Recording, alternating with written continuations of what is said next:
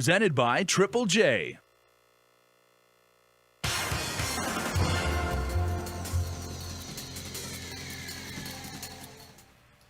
All right, welcome to sports. Tonight we're going to be talking about a very worthwhile organization that always has something going on, Special Olympics. And joining us on the show, we have Frank Florig and Jerry Leon Guerrero. Now, Jerry, Frank is a Giants fan, so we're not going to talk to him tonight at all.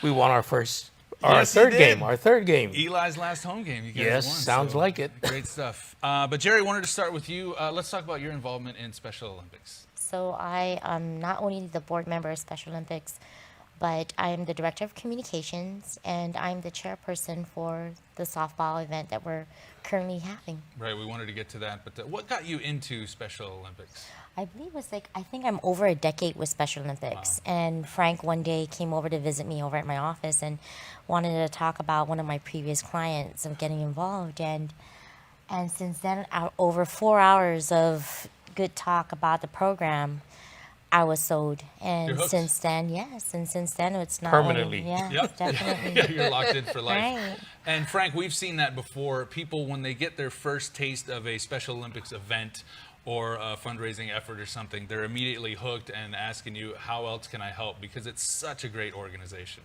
It is. And I think what makes it great is the concept of giving people with intellectual disability a chance to cross over that fence and play with other people, children, and become part of the island community. And you just walk away with great satisfaction. Yeah.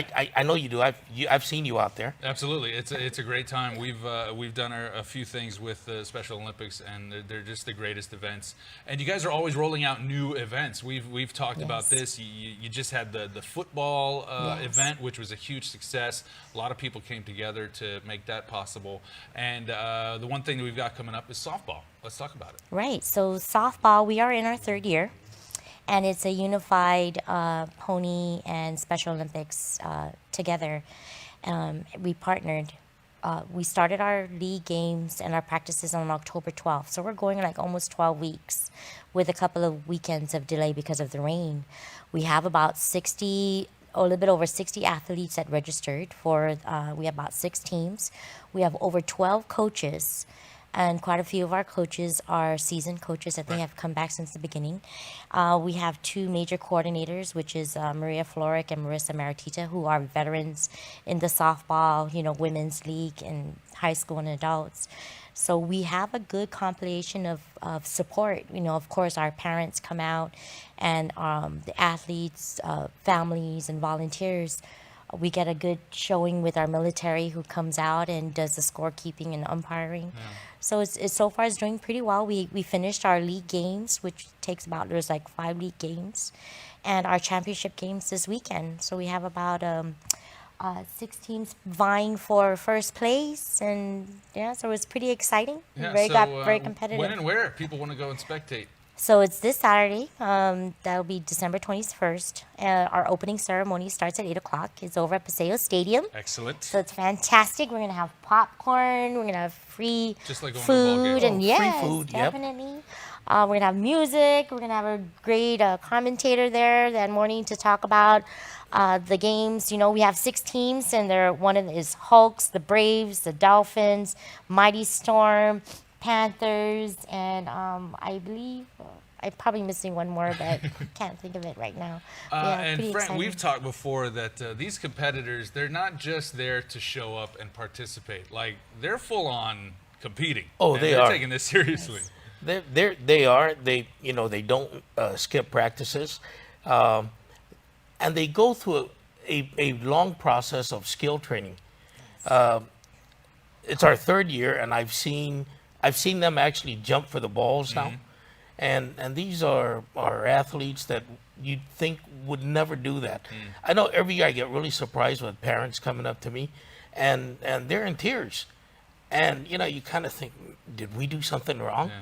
And they said, never in our wildest dream we would see our Johnny or our Joan out there playing softball with the rest of the kids. They just need a chance to get out. Oh, absolutely. Yes. And where we differ with softball is we've actually she had mentioned earlier, it's a unified sport. So we take children and adults, same age as our athletes, and we combine them to become teammates. Right. So they learn from each other. The children without disabilities and the adults learn how to deal and protect those with disabilities. Right. And those with disabilities learn how to work with their teammates and become part of our community. So it works nicely. So what we did was, in the beginning, like Frank said, is we the first three practices we did was called a skills test assessment, and so every athlete that participated had to go through whether how they pitch, how they catch, how they run, how they throw, and so after that we have the two leads that end up assessing all the athletes and determining and actually creating an even playing balance of Field. field for all the athletes. And we are crowning a champion this weekend. Yes. We certainly are. Do not miss it, guys. Again, Frank, Jerry, thank you so much for being on the show. Thank you for having If us. I may just real quickly, I'd just like to thank the Pony Championship League. Right. And we've had we've had Bill Bennett that has helped Jerry oversee the training and process. I'd also like to thank Department of Parks and Recreation.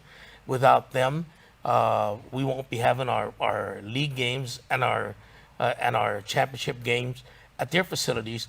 I would be remiss if I don't thank Ukadu High School, GDOE, Mrs. Meno from Ukadu, and Kelly Sokola, who has really worked at giving us the time we need to play and practice at their field. And I think more importantly, we've got a slew of partnership, KUAM being one of them. You've covered us throughout the years. We also have Matson, who paid for the uniforms for all the teams. Oh, nice. And A lot of people come together we can for just go down a slew of lists. And speaking, being we're in the holidays, I think I speak on behalf of our program, our athletes, our parents, our sponsors. Happy holidays to our community. All right. Well, Merry Christmas to you Merry too as well. Christmas. This Saturday at Paseo, don't miss it.